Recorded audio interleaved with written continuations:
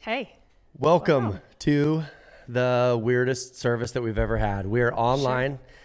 We've got a little small, tiny, very legal handful of people in the main sanctuary right now that are watching online also. Welcome to Shiloh Ranch. This has been an interesting week. We're so excited to feel like that maybe the world is moving back towards normal a little bit. Yeah, kind of. I just wanted to say a quick note. If you were in the parking lot in Butte right now, you probably didn't hear this announcement, but we have hamburger bags. If your family needs hamburger, if you know someone who does, come up to the porch and grab a bag of hamburger before you go. And that goes for the people in the sanctuary. You just heard this. Yeah, there's going to come a day. My headphones weren't working. There's going to come a day where we would like to see gatherings that are able to provide food for the communities. And so what a cool opportunity to sort of model that here, that if you're here and you know somebody that's struggling and needs food, that hamburger would help. You can pick it up after church. And part of the cool thing about that is the reason we've got to clear some space out of our freezer is that we've got more coming in. So yeah. Start a watch party. If you're watching, tell us where you're from. We love it. If you have a group together, a small group, send us a picture so we can give you a shout out. But hit the watch party button. That's how your friends see what's going on, and let us know where you're watching from. Yeah, it's crazy. Those shares help us a ton. It's the shares that we feel like are the biggest contributor as far as making an impact in areas that we aren't already located. So welcome. We're going into the service. Yeah. Live, kind of. We're on the property here in Powell, Butte as we begin the second phase in the life of an animal in the 1017 project. These are cattle that have moved out of the event phase of their lives. They'll be both bigger and slower and have become far more predictable in their performance patterns. They are not yet big enough to butcher and still have some purpose left in the arena. They will now transition into the practice arena where people prepare for events and younger, more inexperienced ropers are learning new skills.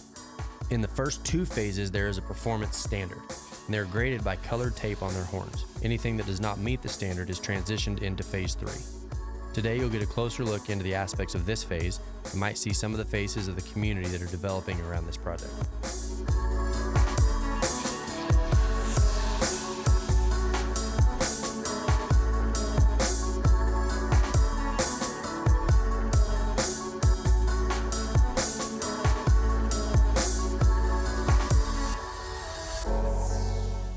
I know it feels like deja vu every week when I tell you guys to do this and just plead with you to please follow our different platforms, but I just want to reiterate the why behind that and what it allows every time that you follow the Instagram page or the Facebook page or subscribe to YouTube. What it allows is growth, first of all, but second of all, your friends get access to see what you're watching. Anytime you're watching this church service, for instance, and you hit watch party, all of your friends see what's going on. And so when you do that, it helps spread the word and gives people access to what goes on here.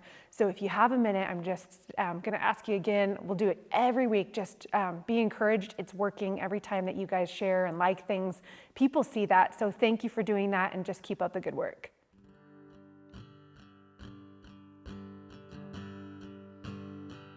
Let faith arise.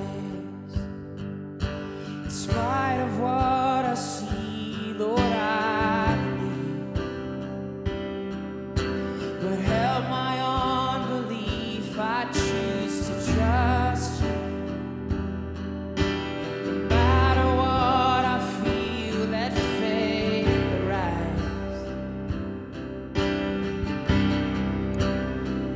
Let faith arise.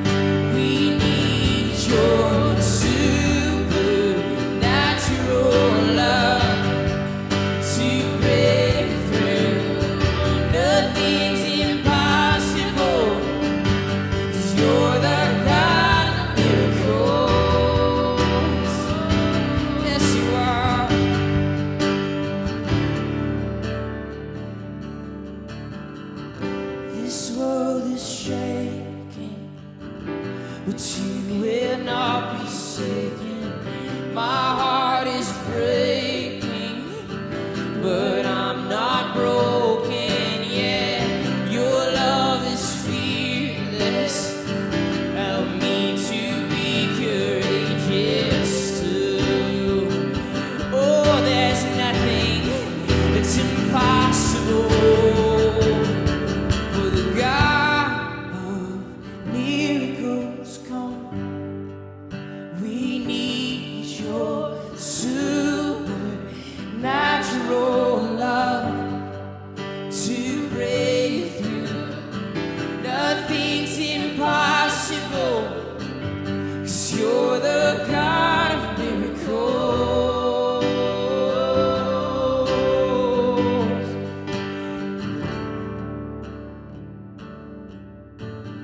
God of miracles, come.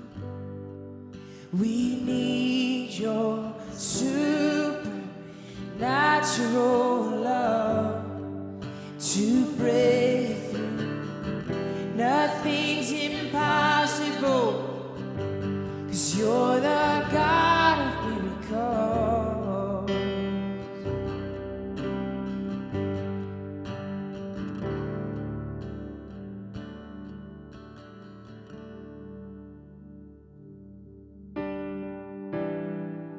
The one who made the blind to see is moving here in front of me, moving here in front of me. The one who made the deaf to hear is silencing my every fear. He's silencing my every fear. I believe in you. I believe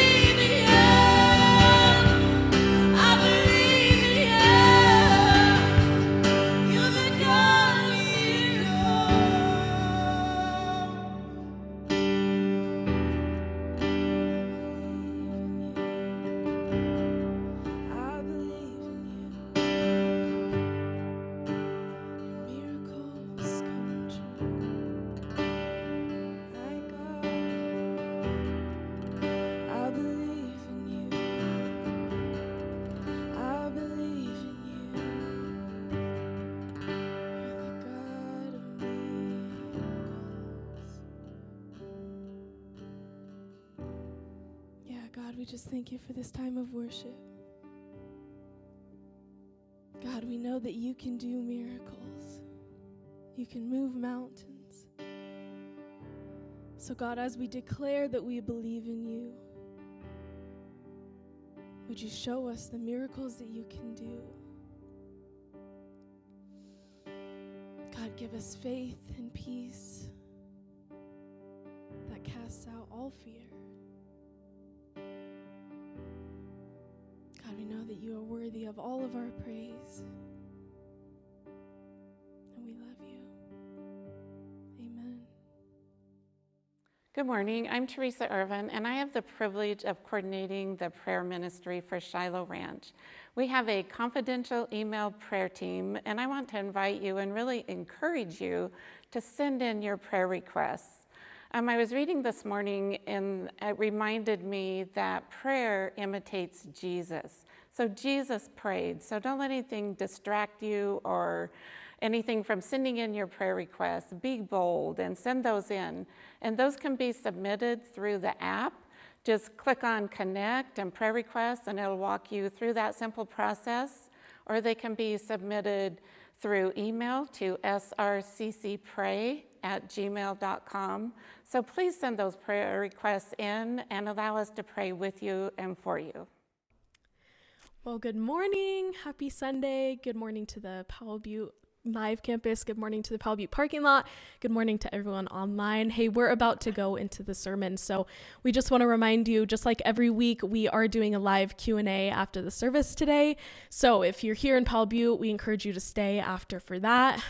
Be thinking of questions too. If you have any questions about the sermon or about anything that comes up, feel free to comment those when we go into our live Q&A. You can also message us if you want to keep it private.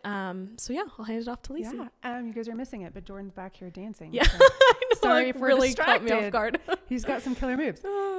Thanks so much for being here, you guys. If this is your first time, whether it's online or in the parking lot or here in the sanctuary, welcome. I hope you feel welcome. Yeah.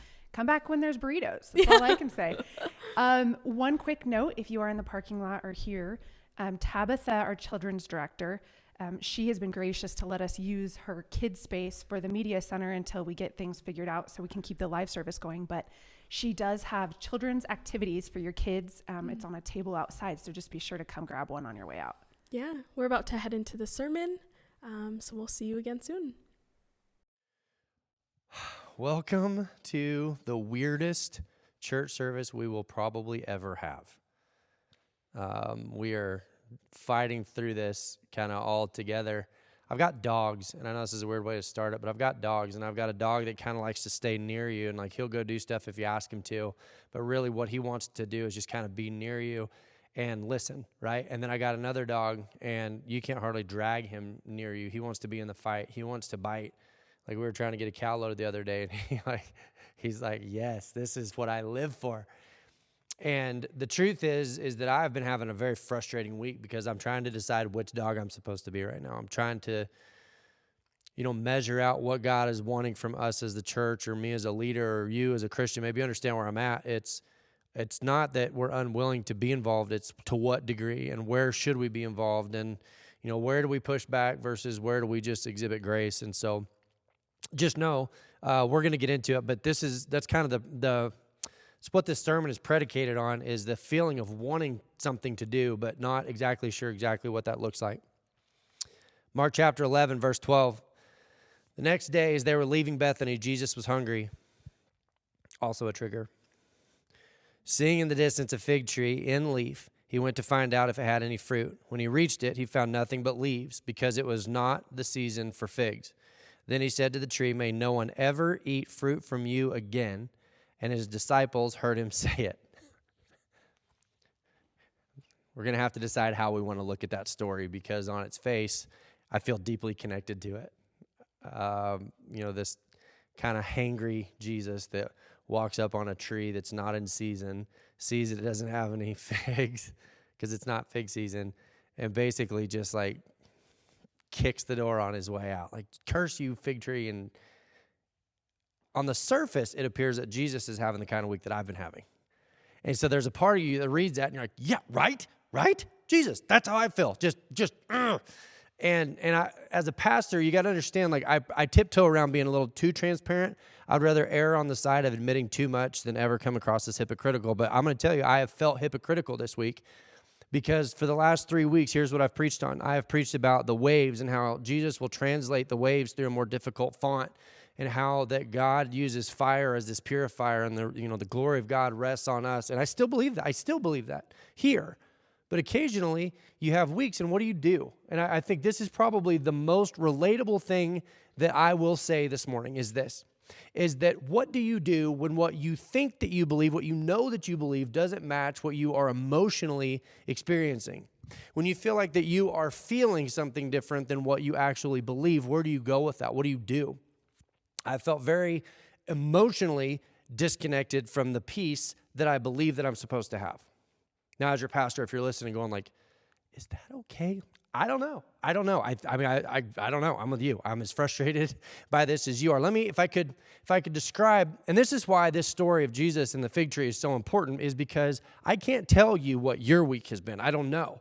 I can only tell you what and it's not even this week. It's this culmination. It feels like the last 3 months is all kind of boiling down to this week. And so hopefully by admitting to you kind of where I'm at and showing you where I see Jesus, that's something that you can connect to, because my guess is there's people that are frustrated but can't put their finger on exactly why. I set a record this week of comments that I had to delete before I even posted them. I was telling Lacey, I'm irritable. This is what Lacey said to me. If you see her, you can give her socially distanced hug this week. Lacey said, Jordan, you need to recalibrate. That was her description of what I needed. And I think the reason, like, there's an emotional response is like, I know I need to recalibrate. I don't know how. I don't know. Like, it feels like there's a battle that's sort of going on, and like, I want to know like, where do I get involved? I feel like I want sports again. Like, I want to see sports on TV. I want to see music being played live again. I want to see people that are happy. And instead, everyone's mad, and everybody has an opinion, and everybody's in a bad mood. And then that's putting me in a bad mood. And I'm supposed to be a pastor. And so that means, like, I got to have something to preach on Thursday. But if I'm being honest, when Jesus says, curse you, fig tree, I'm like, yes, curse the fig tree. Secretly, I didn't even want to preach this week. It's like, I don't have anything to say. I just want to take on the world. Like, I'm not defending that, because, like I said, logically, I know that's not what God's called me to just run around picking fights. But what fight am I called to? What mission am I called to in the middle of all of these problems that I can't solve? And I think so. Secretly, there's a little part of me that wanted to believe Jesus was having a temper tantrum. If I'm being honest, it doesn't seem like him. Verse 15. Ready? Very, very next thing that happens. On reaching Jerusalem, Jesus entered the temple courts and began driving out those who were buying and selling there. Yes, keep going. Tell me more. He overturned the tables of the money changers and the benches of those selling doves. Important, I'll explain later. And would not allow anyone to carry merchandise through the temple courts. And as he taught them, he said, is it not written, my house will be called a house of prayer for all nations, but you have made it a den of robbers? Anytime somebody wants to just justify freaking out, Rip, that's the dog's name that likes to bite way too much. Anytime anybody wants to have a Rip moment, you're like, hey, calm down. You're like, Jesus did it in the This is the story that we go to when we Let me say this. The lens that we use to look at this story will determine the depth that we find in it. Because lens one is just at a glance.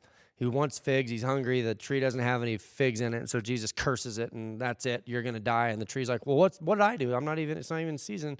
He walks in the temple and just takes out all of his rage. That's lens one, and if I'm being honest, we can probably all relate to that Jesus. We probably all had weeks like that. The tree was a hint, because it says, seeing in the distance a fig tree in leaf, there was leaves. So all this description, these little details, they matter, but you have to know why they matter. He went to find if it had any fruit. When he reached it, he found nothing but leaves, because it was not the season for figs. Now, I want to believe in lens one that Jesus has weeks where he's just mad and wants to fix the whole world. But if I'm being honest, intellectually, that doesn't add up. It doesn't make sense. How would Jesus, who was God, not know that the fig tree wouldn't have figs if it wasn't in season. See, this is sort of the attack on the New Testament of like, that doesn't even make sense. Why would Mark include that Jesus didn't know? How is it possible that he could have been who he said he was and not known? So intellectually, this idea that Jesus was having a Jordan week where he just it feels good, but it's not intellectually honest. There's no way to really back that up intellectually.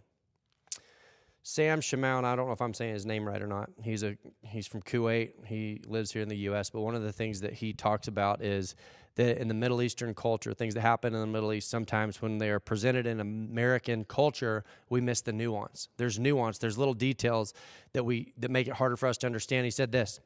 He said, the time of the fig is not yet. That's what Mark said. Mark said, the time of the fig is not yet, when it wasn't in season. It was just before Passover. It was about 6 weeks before the fully formed fig appears. This is a description of why lens 1 doesn't make sense, that Jesus was just mad irrationally. The fact that Mark added those words shows that he knew what he was talking about. When the fig leaves appear at the end of March, they're accompanied by a crop of small knobs called tequash. And tequash, you can Google it. It's just like a little berry. It's just this little thing. It's not a fully formed fig, and it grows out of last year's shoots. It's not a fully formed fig. It's actually what grows before the figs. And he said that tequash are eaten by peasants and others when hungry. They drop off before the real fig is formed. But if the leaves appear unaccompanied by tequash, there will be no figs that year. So what Jesus was saying was there's an indication of the fruit that would have been produced in that tree. It wasn't that he was irrationally mad. It's that he's looking for the indicators of fruit that would have been present in that season and they weren't there. He says this. He goes on to say this. I love this quote. It says, thus, what was thought to be an example against the veracity of the New Testament ends up actually becoming a rather persuasive argument for its historical reliability. It exemplifies the minute accuracy of the Synoptic Gospels. I'm going to be honest. It's bad news because I was really digging the idea of an angry Jesus. This just because that's what I am. I get it. I'm like, yes, I get it. I can relate to that. But when you read what was actually going on, you start to go, okay, well, if it wasn't lens 1 and Jesus isn't just irrationally mad, what's actually happening? Jesus was not caught off guard by the fig tree. Jesus was on a mission. And like anything else, what we know about Jesus is that he would look around, he would find something in life, and he would pull it into the circle of the conversation, and he would point to it, and he would demonstrate it, and he would tell a story about it, and he would go, this is what you're seeing. And they go, yeah, we get that. And he goes, well, what you don't understand is that what you're seeing physically can help you understand something that's going on spiritually. And the fig tree was exactly that. It was a word picture. In the Bible, and I don't have time to unpack all of this. Someday it would be a cool podcast, but like you can do your own research. But the figs were always symbolic of national privilege.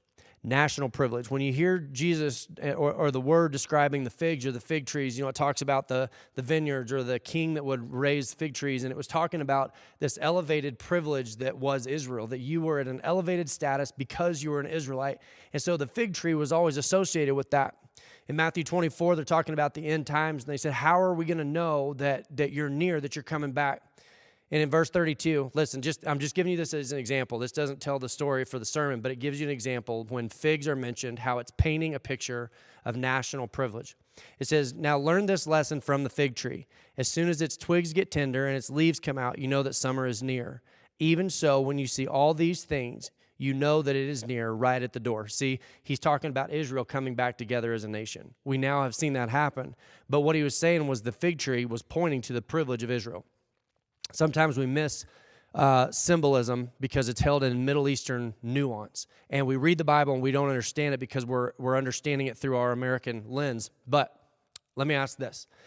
If I were to give you some of our American nuances, you would instantly understand them. If I said bald eagle, what's the one word that comes to everybody's mind? Say it out loud. You can say it out loud. What's the one word that comes to mind? If I say bald eagle, the word that comes to mind is what?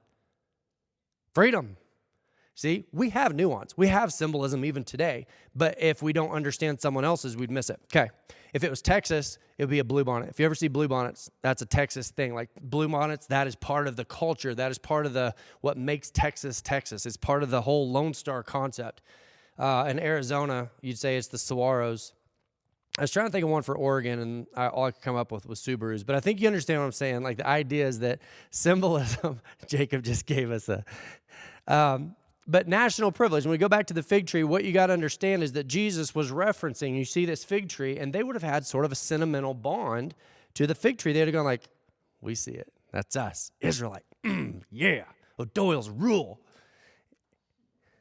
And he said, it's beautiful. It's in leaf. It's producing all of the appearance. But here's the problem.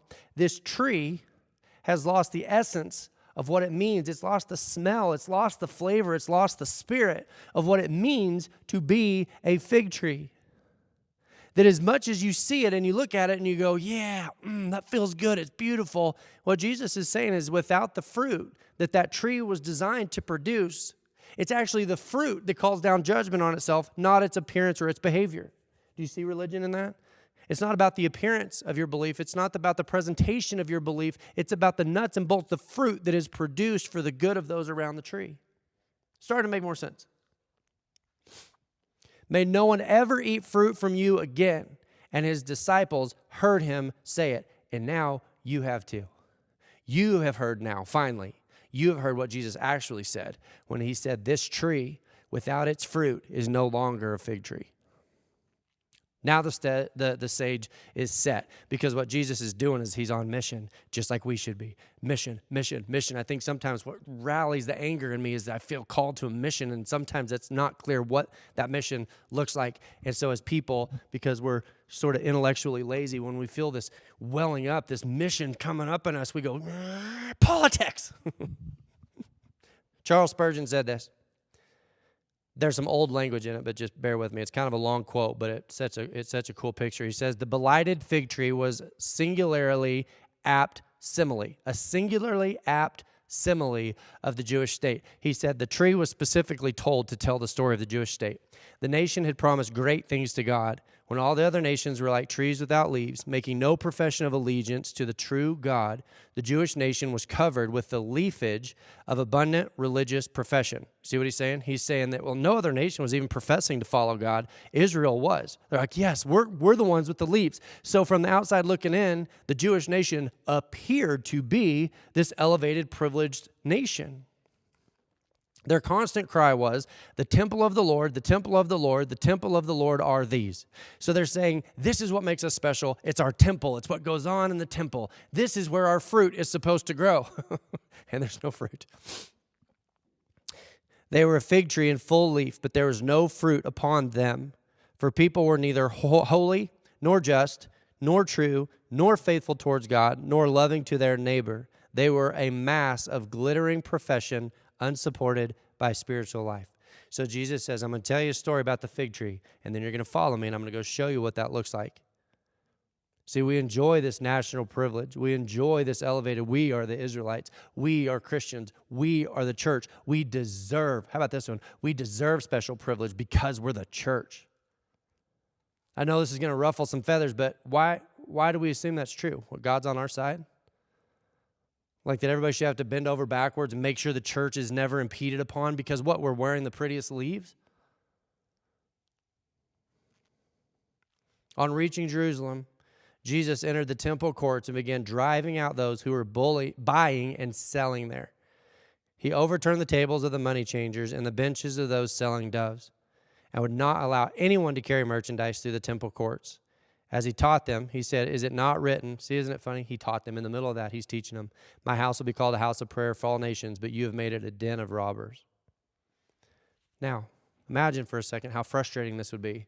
That they have been begging. They have been begging Jesus to come to life. Come to life. Get mad. Look at what Caesar's doing to us. Look at the oppression. Look at the claustrophobia. I think that probably the Israelites felt real similar to how I feel, which is like, just show me the fight. I feel it like boiling up in me. But to them, it was the Romans. The Romans were always the oppressors, and they were crucifying people in the streets. The cross meant something much different in that day than it means now. And so they're saying, this is your fight? This is what you've decided to take it out on?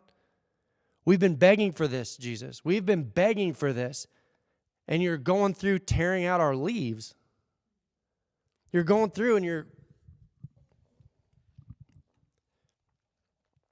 cutting our branches and you're attacking us. Did you not see what Caesar's doing to us? Do you not see what the Romans are doing to us? And this is the fight that you've picked? Rome doesn't even claim to have leaves. How is it you're taking out your frustration on us? I actually think the idea of Jesus was just in a bad mood is way easier to explain. It's easier to understand because there's no tension in that. He's mad and then he wasn't and everything's fine. But this expresses a tension, something between what we are and what we should be, this place from where we are to what we should aspire to. And Jesus is telling them a story and they go, we didn't want that story. Why this? I had an argument with Lacey one time. Young married people, be ready. This will happen someday. We were like an hour into it. It was a good one. And I kept getting, husbands, you'll know what I'm talking about. I kept getting this face. I'd make a point and I would get, what? And it was making me madder because she was like, that's a stupid argument. And I'm like, no, it's not. It's a good argument. About an hour into this argument, I had to say this. And let me just tell you, if you ever realize this in the middle of an argument, it's easier just to say it. It's easier just to rip the Band-Aid off and say it. Here's what I said. I'm going to be honest with you. That whole argument isn't what I'm actually mad about. I thought it was, but the more I've talked about it, the more I realized that what I thought I was mad about, that's not what I'm mad about. I'm not mad about the oppression. I'm not mad this week. I'm mad because I feel like that we've been called on mission to accomplish something. And if I'm being honest, I feel like that is what is burning and frustrating me is I'm not mad about what I thought I was. I'm actually mad about this. And Lacey laughed at me. She's like, well, that point at least makes sense. I'm like, I know. I feel that way. What I thought I was mad about, I wasn't actually mad about. And maybe for where you are today, maybe this will help you understand your own anger or just this. It's universal. I mean, every time I'm with somebody, there's this, are we going to fight? Or is there going to be a fight? Like there's just tension. I remember when I was younger, much younger, like in the bar, you always knew there was about to be a fight, but because before there's a fight, there's a tension first. And everybody knows it's coming. You just don't know from where, from who. If you've ever been to a bar on the night of a bar fight, you know what I'm talking about. Like there's this, like the hair on the back of your neck stands up and you're like, something's about to happen. It's kind of exciting, but you don't want to be in it, but like you don't want to miss it. And it feels like that's where we are, not only as a nation, but as a church, and we're trying to figure out what is the fight? What is it? I think there's something to be learned from looking to Jesus and going, okay, Jesus, what fight did you pick? Of all the battles that were going on, keep in mind, Jesus was going to lay down his life for me and for you. Like that was about to happen. Jesus was headed to the cross. So it wasn't that he was selfish. It wasn't selfish ambition. You can look to Jesus and go, Jesus, what fight did you pick? What was the one that put you over the edge? Leviticus talks about it. It's in Leviticus 5. I'm fighting with that word. Says that the sacrifice in the Old Testament was going to be a lamb. You have to bring a lamb. But then it said if you can't afford that, if you're too broke, if you're in poverty, if you're poor, you can buy doves. Later, the Bible describes Joseph and Mary going to the temple and Jesus being a part of that. And that his parents were offering doves. So what we know is that Jesus' family was poor. They were poor. They didn't have anything. And it says that when Jesus is overturning the tables, it was specifically those that were selling doves, but there was an exchange rate, and they were taking financial advantage of the poor in the house of God. It says Jesus goes, that's where I draw the line. Meanwhile, we've got Caesar outside dragging people into the streets, and Jesus goes, that's not my fight. This one is. This one is where my people, my nation, my fig tree has stopped producing figs and has started producing leaves at the expense of the poor and the marginalized and the people who get lost in the battles, the people who get lost in the fights. When people are fighting these battles up here at this level, it's always the people down here that get forgotten about. And Jesus goes, that's the fight that I will get involved in. That's the essence. That's the smell. That's the flavor of what it means to follow Jesus. That's That's the fruit of what it means to follow Jesus. And Jesus goes, you're so mad about your leaves and you've forgotten about the fruit. And he says, so what I'm going to do is I'm going to go through the temple and I'm going to begin to prune my church. That's all he was doing. He was just cutting leaves. And I'm going to tell you, if your number one priority in life is your rights, then when Jesus begins to prune you, it will hurt and it will feel like an attack. And you're going to be looking for somebody to lash out at. And meanwhile, Jesus is going, it's not them that's doing it. It's me. This is my fight. Jesus is going, you are my church. This is my fight. And you need to let me. John 15 says it this way. It says, I am the true vine, and my Father is the gardener. He cuts off every branch in me that bears no fruit, while every branch that does bear fruit, he prunes. So it says, even when you are producing fruit, he will cut extra things out. Sometimes your appearance isn't going to look very good. I've said this before, but as a pastor, I am painfully ordinary. I run into people all the time that are like, how is this church doing so well? And I'm like, right? I agree. When you look at the leaves that a pastor is supposed to have, I don't always have them. But it says those things that are productive, even that he prunes. You're already clean because of the word I have spoken to you. Remain in me, and I also remain in you. No branch can bear fruit by itself. It must remain in the vine. Neither can you bear fruit unless you remain in me. The church had become the temple, had become a place that had all the appearance, but none of the fruit. And it came at the expense of the marginalized. And I think if we're not careful, what can happen is we can get so distracted with things we have no control over. Here's mine. I go to God with something, and God goes, why didn't you start here? Why didn't you come to me first? And I'm like, I don't know. I was too busy talking about you. I was preaching about you. I was telling people about you. But if I'm being honest, my heart check is that I didn't take it to God. See, that's the mission. That's the mission, is that we go to God and we turn and we hand it off. Like we're taking it from here and we're handing it there. And if we're not doing that, we've abandoned the mission. And Jesus goes, that is the fig tree that cannot continue. Is the one that looks like a preacher and talks about me, but is unwilling to exhibit the fruit that says sacrifice is a part of it. There are sacrifices that come. Sometimes the leaves and the appearance need to go so that the fruit can be increased. Kind of comes down to this. I think when you expect pruning, then you can lean into it. You can lean into the pain and the frustration and the tension, because what I'm experiencing is tension. There's tension.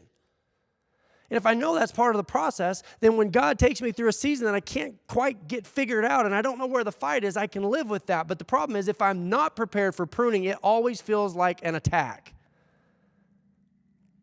When it feels like an attack, it starts a fight, and all of a sudden I'm irritable, I'm mad, I'm looking for who to get back at. And all of a sudden I've stopped producing fruit because I'm so distracted that my leaves are missing.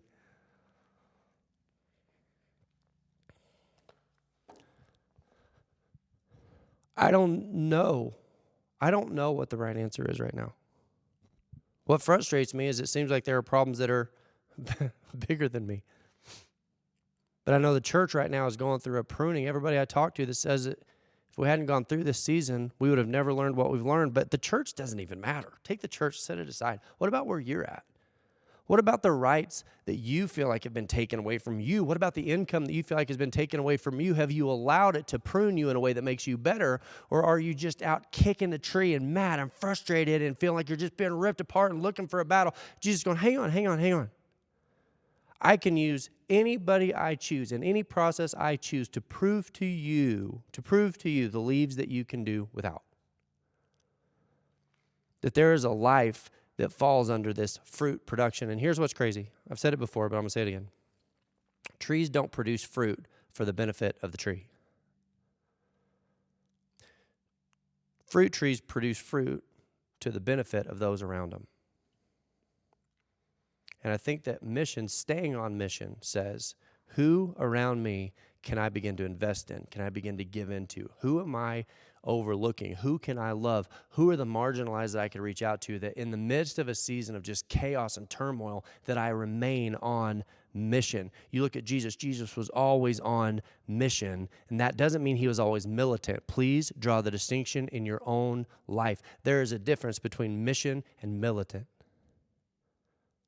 That the mission was not about political battles. It was not about fighting wars. It was not about being dominant. It was the mission. The mission was about love, and the way that we love people, even in structure, that we look for the marginalized. We look for the people that can only afford doves, and we do what we can do on their behalf. That we're aware to stand up for those that need the church to love them in a way that only the church can. What Jesus was saying to us in the fig tree was, I'm not worried about the leaves. I'm not worried about the chandeliers. What is the heart? What is the fruit? What people group around you? What people in your vicinity are benefiting from your existence?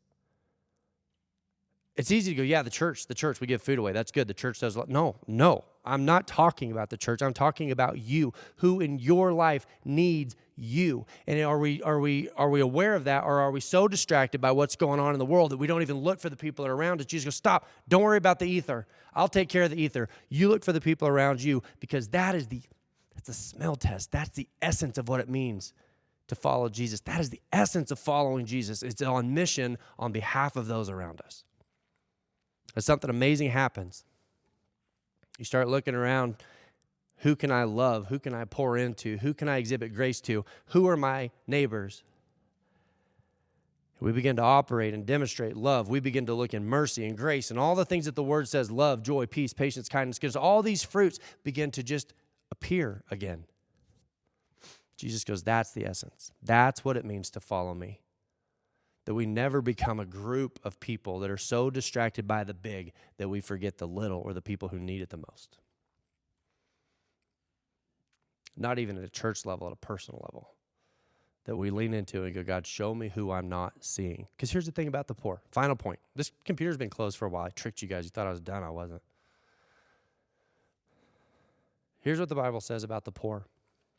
Everybody knows we'll have them with us always. But here's what the Bible says about the poor. You won't see them unless you look for them. There's going to be people that we miss that we don't see until we look for them. We have to look. Who, God? I want to see, because here's the thing. It is so easy when you pull up on a street corner and somebody's standing there with a sign to be like, it's uncomfortable. But when we begin to look for people, God, who, what are you doing in my life that I can share with the people around me? We begin to exhibit the essence of what it means to be a Christ follower. We remain on mission, and it is better for us than even those who are benefiting around us. Let's pray. Lord, I know that there's a lot of frustrated people in the world right now.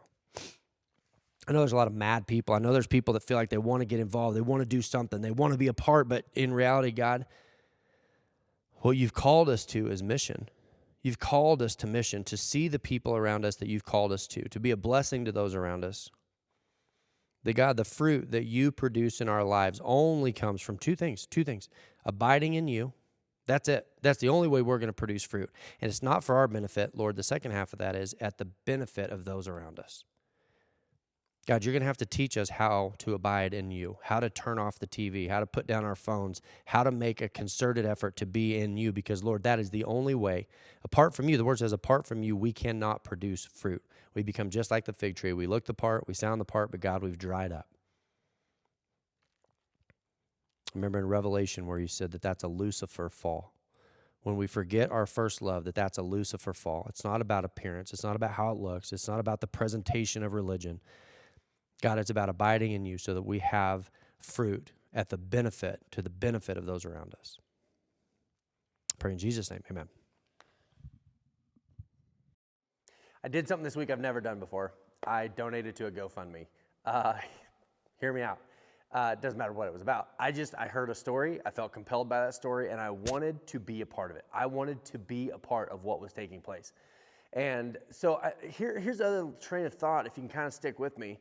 They're allowing churches to open, but only under 25 people, socially distanced and all that, I get it. But here's the problem. We set out to start a small church here. That was our goal. When we moved up here, we thought we were going to start a small church. But what I have found is that the more people contribute themselves and who they are and what they're doing, the more that they put themselves into something, the more it grows. But more importantly, the wider the impact. When you look at the fact that we've gone over 100,000 pounds of hamburger donated through the 1017 Project, and I know we bang that drum, we've also built a business around it. We've built a church around it. We're making impacts in the community, not through only what we give, but through you and in your communities. And if you're watching this online, like you are the greatest impact that we have as a church to offer a community, you. So when we talk about giving, understand there's so many dimensions, there's so many levels, and I hope that you can look at it. We just finished up a sermon about mission and love, the combination of the two. Yes, we give out of love. Yes, we give because it's something that matters to us. But second of all, I hope that we remember that we're giving because we are on mission. We have a task to accomplish. We are expanding the kingdom. We're growing biblical literacy. We are growing into new areas and new communities and new people and new faces. And when you give, you are saying that is something that I want to be a part of. That is a mission that I want to connect myself to. If you want to text 77977, text the word Shiloh Ranch with no spaces. That's a direct link to our online platform for giving. And you can also mail anything that you'd like, $1 million or anything less, nothing more, never anything more. It's capped at $1 million to P.O. Box 177, Powell, Butte, Oregon, 97753. Join us. We want you to be a part of this because we think that you matter. And by giving, you're saying that you believe that you matter to what we're a part of here.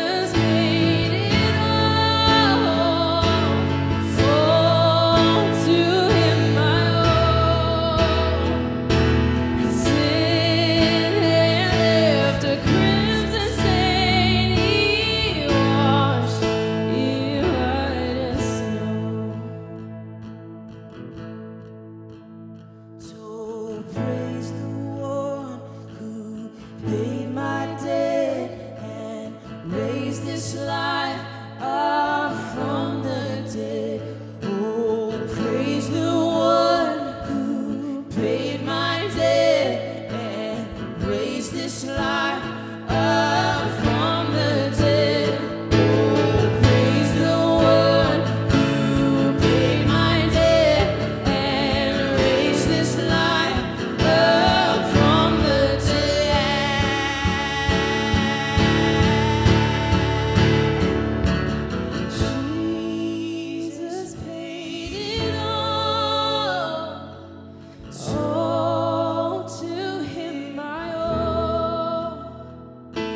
Sin had left crimson stain, he washed it white as snow.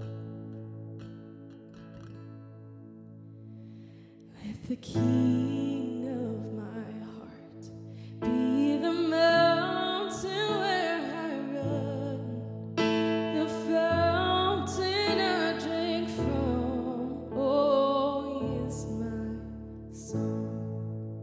Let the King of my heart be the shadow where I hide, the ransom for my life. Oh, he is my song. You are good, you're good too, and you are good, you're good. Oh, and you are good, you're good too,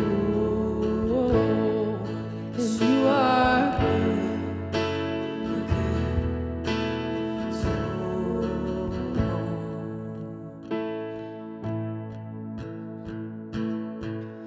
Let the King of my heart be the wind inside my sails, the anchor in the waves. Oh, yes, my son. Let the King of my heart be the fire inside my veins, the echo of my days. Oh, yes, my song. And you are good, you're good. Oh, you are good, you're good. Oh, you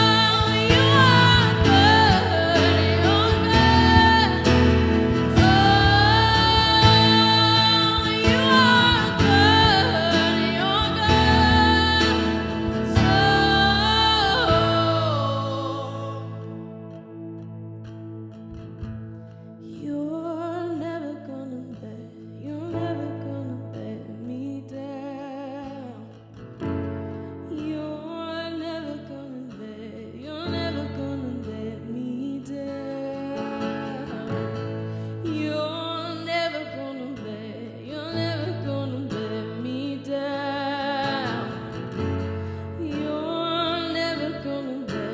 You're never gonna let me down. You're never gonna let me down. You're never gonna let me down. You're never gonna let me down. You're never gonna let me down. 'Cause you are good, you're good. So you are good, you're good. So you are good, you're good. Oh, you are good, you're good. So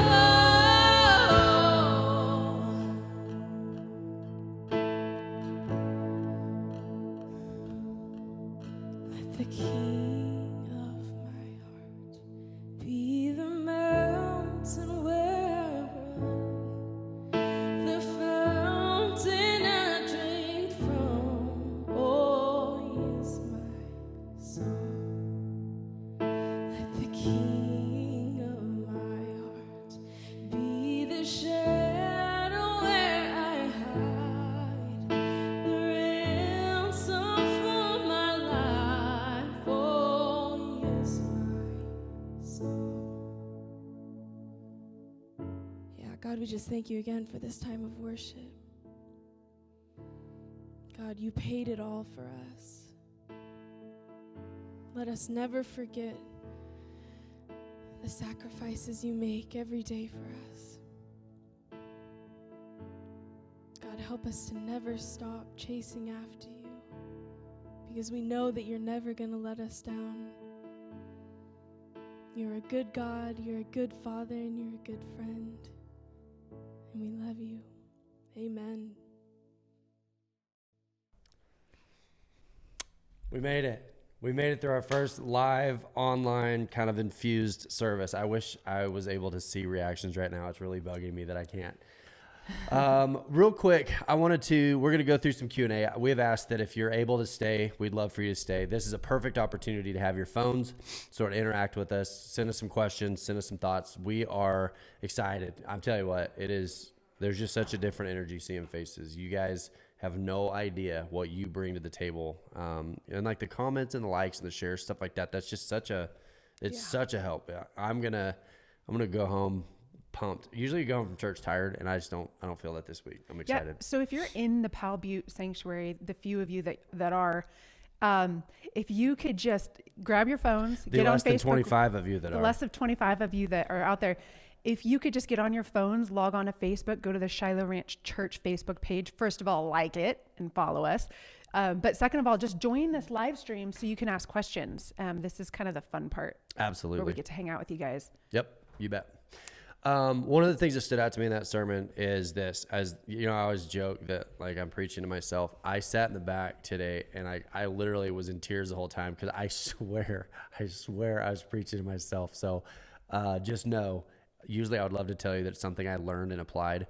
In this case, it was something that I still have not completely learned, and I've certainly not fully applied yet. So while we wait for questions to come in, so this is where you guys start typing your questions, and otherwise we're going to have to we just got one. We got one through a text. We're going to do all of our tithing online for the sake of germs. The 77977, text Shiloh Ranch with an H, Shiloh with an H with no spaces. All of our giving is going to be online, but there are boxes in the back on your way out. You can give in the boxes on the way out. We're just trying to keep best we can. We're trying to keep the germs down. Kevin White, the best word of the day is Subaru, bro. It's not the best word. It was a word. I got one of these from Jacob again. Oh, that's great. Hey, if you're here at the Powell Butte campus, in the parking lot, wherever you are. Watching in the parking lot. Watching from the parking lot. In case you missed the announcement, we have the 1017 Project hamburger table set up outside. If you need meat, grab some. There's bags, and we're going to send you home with meat. But past that, if you know someone who needs meat and you want to take some to them, please go by. We're not going to assume that just because you're there, it's for you. It could be for people you know, but please don't be shy. We're going to empty out that freezer every time we get a chance. Okay, Nicole said, is there a place in the Bible that I could confirm the word on leaves I can live with and ones I can live without? You might have mentioned it, but the connection was spotty this morning. That's a great question, Nicole. I would say that literally anything that causes self-reliance. Something that's really stood out to me in this season that's really stood out to me is everybody's looking for someone to tell them what to do, or they don't want anybody to tell them what to do, but both are a form of self-reliance. And I think in my life, explain the poor. Nancy, I like that question also. Also, one of the things that I try to look at is, God, am I okay in every season? Because there's seasons I'm going to be called to something. There's areas where I don't feel called to get involved. But in every season, how okay am I? And the minute I start to lose my peace or lose my joy or lose the fruit, then what I realize is I've gotten too heavy into circumstances and I've gotten away from that peace that passes understanding. Explain the poor. The poor are literally, I think sometimes we think of the poor as the ones that have no money. And I think in the Old Testament, what you see being explained physically, you see spiritually being explained in the New Testament. The sacrifices that were the doves in the Old Testament, they also explain the poor in the New Testament. But I know a lot of people with a lot of money that are just struggling in life. And I would say just to be aware, to look for people. The only way you're going to see people that are in need is to look.